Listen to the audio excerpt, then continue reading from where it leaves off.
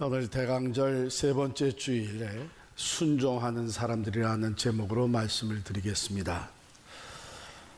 갈라디아서 4장 4절 말씀에 때가 참에 하나님이 그 아들을 보내사 여자에게서 나게 하시고, 때가 참에 하나님께서 가브리엘 천사를 부르셨습니다. 너 6개월 전에 세상에 내려갔던 것처럼 다시 한번 세상에 다녀오라. 하나님 이번에 무슨 일을 위해서 갈까요? 가브리엘 천사는 하나님의 명령을 수행하는 천사입니다. 그러니까 하나님의 메신저 역할을 하는 천사이죠.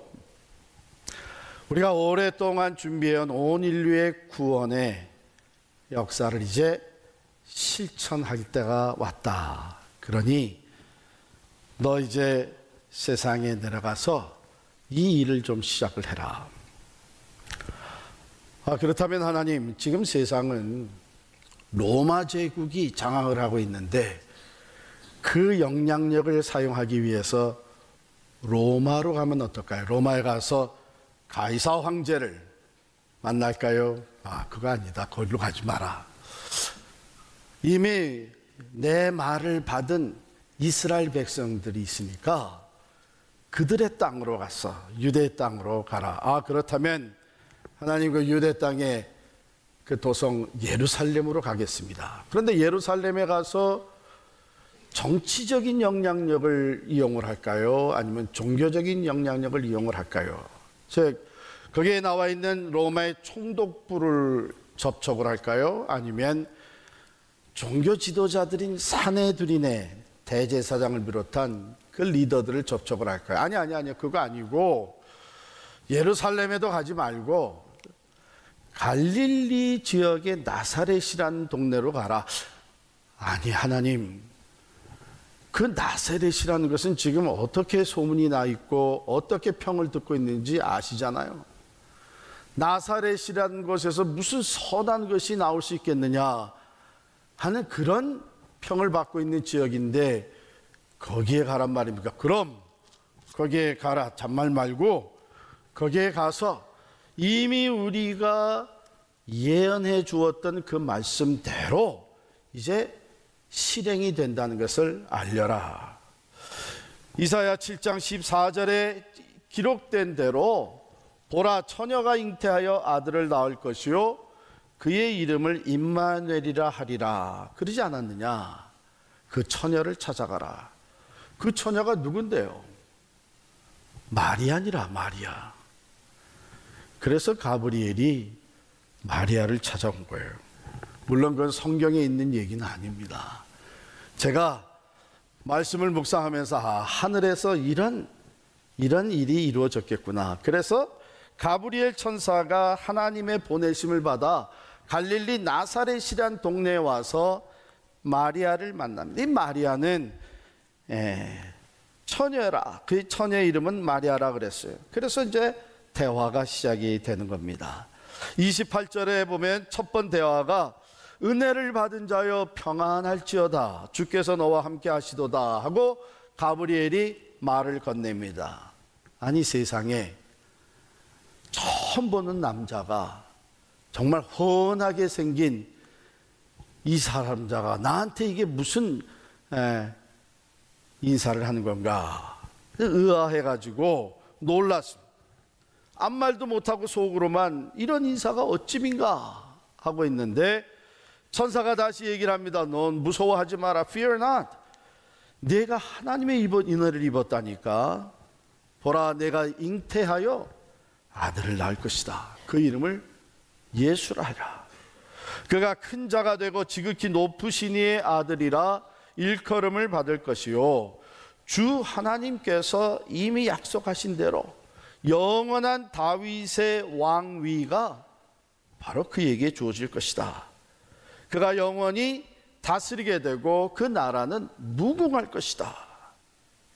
근데 마리아는 그 나중에 나오는 이 엄청난 얘기보다도 앞부분에 나왔던 말이 너무나 충격적이었어요.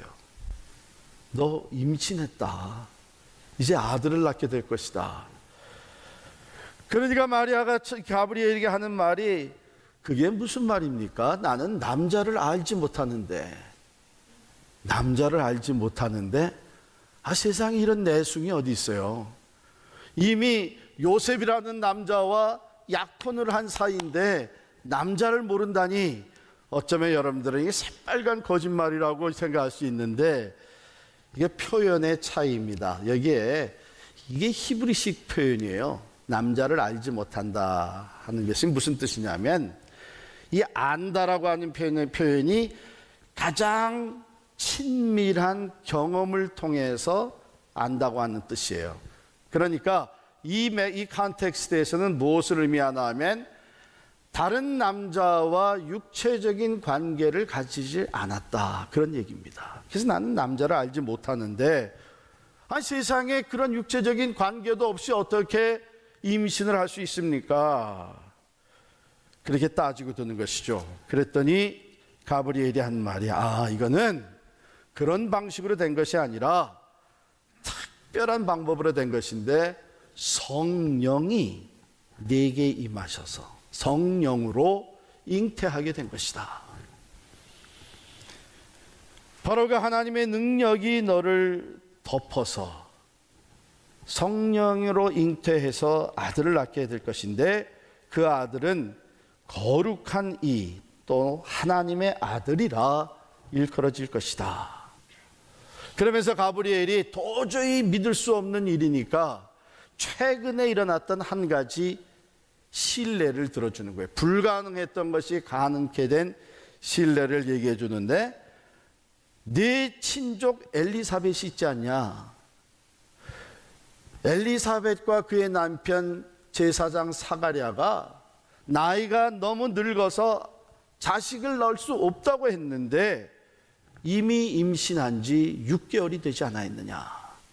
이 가브리엘이 6개월 전에 바로 이 사가랴를 찾아가지고 이 메시지를 전해준 거거든요. 이제 아들을 낳으니 세례 요한이라 하라. 바로 그 최근에 있었던 사건을 얘기해도 안 믿어지면 엘리사벳을 찾아가 봐라. 이미 임신한 지 6개월이 되었다. 그러면서 가브리엘 천사가 신앙의 아주 핵심적인 얘기를 해줍니다. 37절 말씀, 대저 하나님의 모든 말씀은 능하지 못하심이 없느니라. 자, 이렇게 되니까 마리아가 겸손히 고백을 합니다. 우리 38절 같이 읽겠습니다.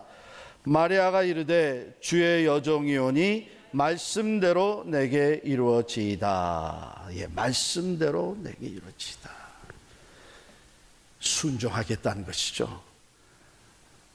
말씀하신 그대로 내게 이루어지이다. 내가 순종하겠다. 그 말씀이 내 삶 속에 그대로 이루어질 것입니다. 그런 얘기입니다. 가만히 생각해 보면 참 하나님이 새 역사를 시작하시는 것, 그것이 이루어 가시는 것은 우리의 생각과 머리로는 판단이 안 서는 거예요. 조용하게 온 인류의 구원을 이젠 실천해 나가시는데, 만세 전부터 계획하셨던 이 구원의 이 사건을, 역사를 일으키시는데 아무도 모르게 나사렛이라는 곳에 한 처녀를 찾아가게 합니다. 거기서부터 시작을 하는 거예요.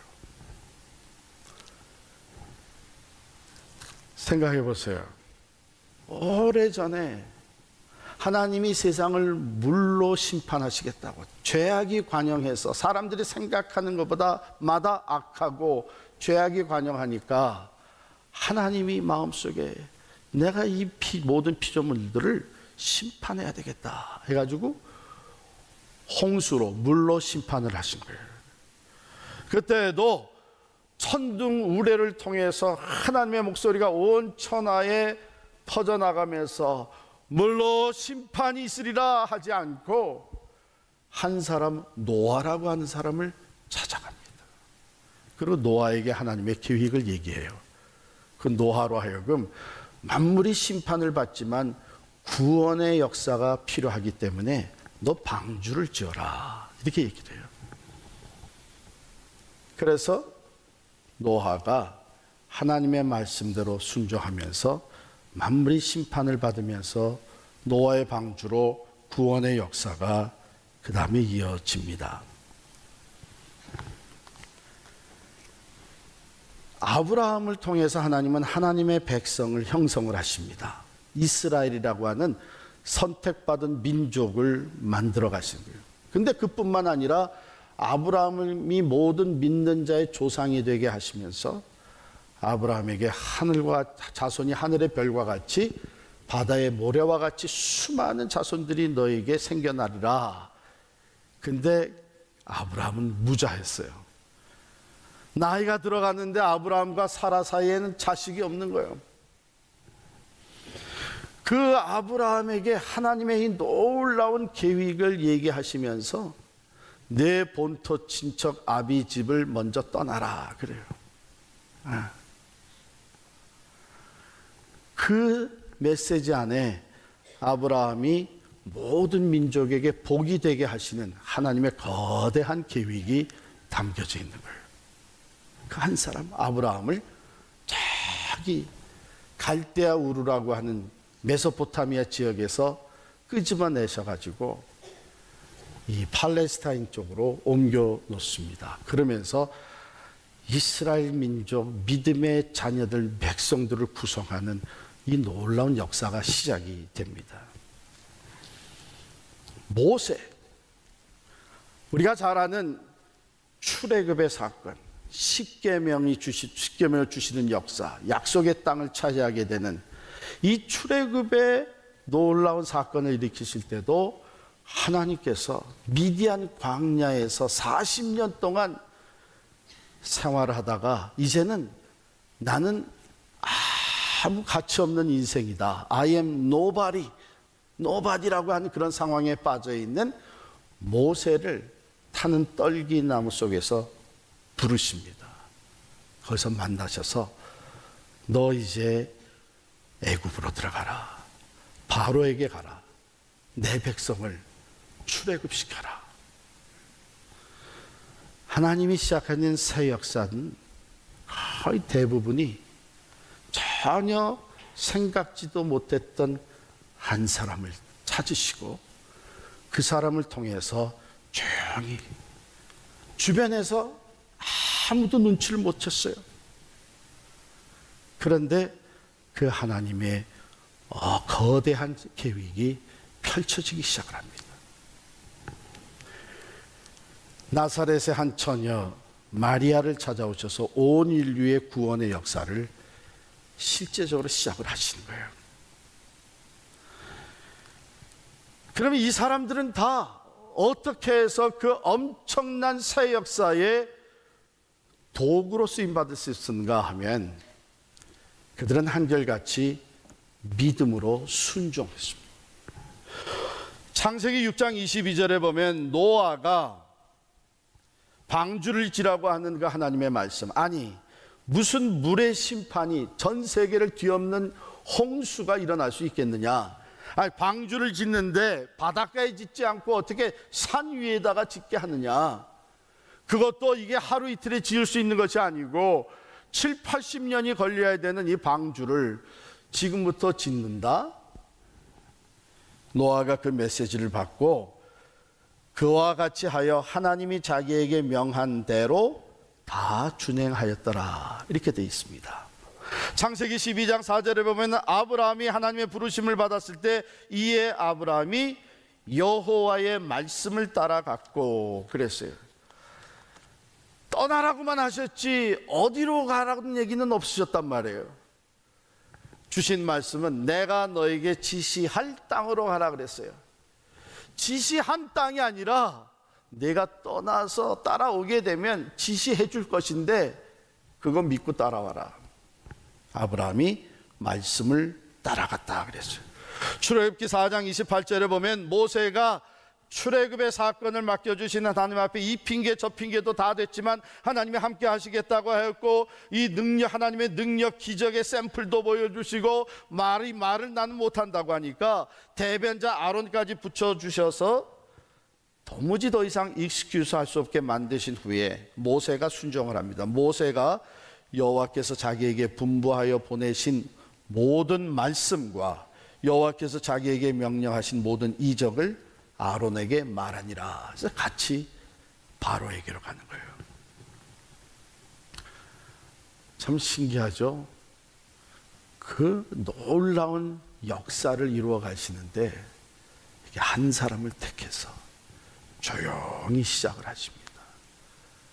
아무런 힘도 없고 능력도 없는 사람들을 통해서 하나님이 일을 하시는데, 한 가지 하나님이 그들에게 요구한 게 있다면 믿음으로 순종해라.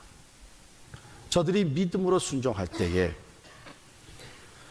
노아의 방주로 구원을 받게 되고, 아브라함의 자손이 하늘의 별과 같이 많아져서 하나님의 백성, 하나님의 나라들이 형성이 되게 되고, 출애굽의 역사가 일어나게 되고, 온 인류를 구원할 아기 예수가 탄생하게 되는 것입니다. 자, 그러면 그 믿음이라는 건 어떤 믿음인가? 우리 마리아의 케이스를 보게 되면, 마리아가 이르되 주의 여종이오니 말씀대로 내게 이루어지이다. 주종 관계의 믿음이에요. 마리아가 도무지 그건 있을 수도 없는 일이고 이해할 수도 없는 일이고, 그러나 하나님이 나의 주인이니까, 나는 하나님의 종이니까. 그 당시에 주종관계라는 어떤 거예요? 종의 생명은 주인에게 달려 있어요. 주인이 살리기도 하고 죽일 수도 있어요. 주인의 소유예요. 종으로서는 오직 한 가지의 초이스만 있어요. 주인의 말에 순종하는 거예요. 마리아가 그것을 고백합니다. 나는 주의 종입니다. 여종입니다. 그러니 그저 원하시는 대로 하십시오. 말씀대로 내게 이루어지이다. 내가 종으로서 할 수 있는 것은 오직 한 일, 주인의 말씀에 순종하는 것뿐입니다. 우리도 그런 고백을 합니다. 우리의 생사 화복을 주관하시는 분은 하나님이시다. 하나님이 우리의 생명의 주인이시다 고백을 해요. 그런데 문제는 어디 있냐면, 입술의 고백과 삶의 내용이 다르다는 것이죠. 하나님이 주인이십니다 고백하고 돌아서서는 내가 내 삶의 주인 되어 살아가는 거예요. 어떻게 알아요? 하나님의 말씀은 알지만 그 말씀대로 순종하지 아니하고, 성경엔 그렇게 써 있지만 현실적으로는 그런 게 아니지 않느냐, 이건 이론적으로 맞지 않지 않느냐, 그냥 이대로 순종했다가는 내가 손해볼 텐데, 아니 차라리 어쩌면 내가 그냥 가지고 있는 것도 잃어버릴 수 있을 텐데, 이런 생각이 들어서 입술의 고백과 삶의 내용이 다른 것이죠. 왜 요즘은 하나님의 살아계신 능력, 그 기적과 같은 역사, 이런 게 왜 안 보이느냐? 당연하죠. 믿음으로 순종하지 않기 때문입니다. 하나님이 변한 것이 아니고 믿음이 변질된 거예요. 어차피 내 삶은 주인 되시는 하나님께 속해 있으니까 하나님 알아서 하십시오. 나는 주인의 말대로 순종하겠습니다. 주의 종이오니 말씀대로 내게 이루어지이다 했을 때에 온 인류를 구원하시는 예수 그리스도가 마리아를 통해서 탄생하게 됩니다. 그런데 여러분, 우리가 순종을 하려면 반듯하게 순종을 해야 돼요. 좀 어렴풋이 적당히, 그저 이만하면 됐겠지 하는 순종이 아니라 말씀대로 순종을 해야 돼요. 아브라함이 그런 잘못을 했어요. 아들을 낳아야 되는데 아들이 태어나지 않으니까, 임신이 안 되니까 인간적인 방법으로 동원을 해서 결과를 만들어냈습니다. 그런데 참 희한한 것은 세상적이고 인간적인 방법이 더 빠른 결과를 가져올 수가 있어요. 이스마엘을 출생시키는 것은 1년 내에 가능했습니다. 그러나 이스마엘은 약속의 자손이 아니에요. 이삭은 이스마엘 출생을 14년이나 더 기다려야 됐는데 14년 더 기다렸어도 약속의 자손은 이삭이지 먼저 태어났다고 이스마엘이 약속의 자손이 아니에요. 하나님의 말씀은 분명한 거예요.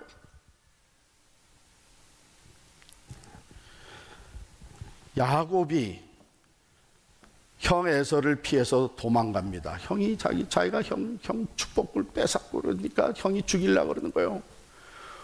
호련단신 도망가다가 베델이라고 하는 곳에서 하나님을 만납니다. 하늘에 떼어진 사닥다리를 보고 천사들이 오락내리락하고 그 사다리 꼭대기에서 하나님의 음성을 듣습니다. 내가 어디로 가든지 내가 너와 함께 할 것이다. 야곱이 서약을 합니다. 하나님께서 내가 가는 길에서 내게 먹을 것을 주시고 양식을 주시고 입을 옷을 주시고 나로 무사히 내 아버지 집으로 돌아오게 하시면 바로 여기가 베델이 하나님의 전이 될 것입니다. 여기에 내가 하나님께 제단을 쌓겠습니다. 약속을 해요. 하나님께서 그대로 해줬습니다. 그가 20년 후에 금이 환영을 합니다. 많은 자손을 데려가 수많은 재산을 소유하고 돌아오는 마지막 문제, 형 에서를 만나는 문제도 하나님께서 다 해결해 주셔서 화목하게 해주셨습니다. 이제 야곱이 자기가 원하는 것으로 나가는데 하나님께 서약한 것이 있잖아요. 베델을 향해서 가다가 세겜이라고 하는 곳에 일어났을 때에 세겜이 살기가 좋은 거예요.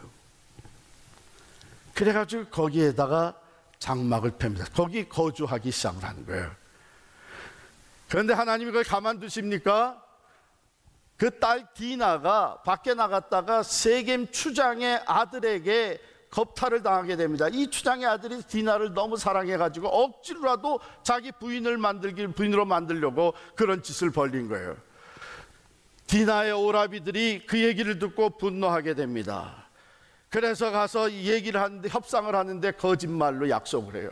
너희가 정말 우리와 함께 서로 결혼하면서 어울려 섞여서 살기 원하면 우리는 할례 받는 민족이니까 너희도 다 할례를 받아라. 그래가지고 추장의 명령으로 세겜 남자들이 다 할례를 받은 거예요. 그래서 할례를 행하고 아직도 고통 가운데 있을 때, 힘을 쓰지 못할 때에 이 디나의 오라비들이 사람들을 데려와서 세겜의 남자들을 다 죽여버리는 거예요. 그리고 약탈을 한 거예요. 분노, 복수, 이게 터져 나온 거죠. 그런데 인생의 경험이 많은 아버지 야곱이 그 얘기를 듣고 이젠 큰일 났다. 우리의 이런 모습이 밖에서 들어와서 여기서 어울려 사는 우리의 모습이 이런 모습으로 나타났으니 이 주변에 있는 이방인들이 다 연합해서 이제 우리를 칠 텐데 누가 그걸 당할 수 있겠느냐. 말할 수 없이 두려워했을 때 하나님의 음성이 들려옵니다. 야곱아, 너 어서 일어나서 베델로 올라가라. 그리고 내가 내 형 에서를 피해서 도망할 때에 그곳에서 내게 약속한 것을 지켜라. 베델의 제단을 쌓으라는 거예요. 여러분, 야곱이 베델까지 가지 아니하고 세겜에 머물러서 거기에다가 제단을 쌓은 이유는 세겜이 베델보다 더 살기 좋아 보였습니다. 그리고 퍽 다행스러웠던 것은 세겜하고 베델하고는 지척가 아니었어요. 그러니까 베델까지 가서 제단을 쌓는 거나 이 가까운 지척에 세겜의 제단을 쌓는 거나 그게 그거다. 자기 중심으로 컴프로마이스를 한 거예요. 하나님 그걸 기뻐하지 않아요. 믿음으로 순종하는 것은 말씀 그대로 순종하는 것을 의미합니다. 반듯한 거예요. 아무리 이스마엘이 먼저 태어났어도 이스마엘은 하나님의 약속의 자손이 아닙니다. 이삭이 하나님의 약속입니다. 아무리 세겜이 베델과 가까워도 세겜은 세겜이고 베델은 베델인 거예요. 우리 중심으로 적당히 타협해서 순종한 것처럼 할 수는 없어요. 왜? 중심을 아시는 하나님. 순종하는 사람들 하나님이 기뻐하십니다. 믿음으로 순종할 때에 하나님의 역사하심이 나타납니다. 하나님의 놀라운 응답이 우리에게 주어집니다. 우리로서는 상상도 못했었던 새 역사가 하나님의 말씀대로 순종하는 사람들을 통해서 펼쳐지게 되는 줄 믿습니다. 신실하게 하나님의 말씀대로 순종하여 하나님의 은혜와 축복을 받을 뿐만 아니라 하나님의 새 역사의 도구로 쓰임받는 여러분과 우리 교회가 될 수 있기를 간절히 축원합니다.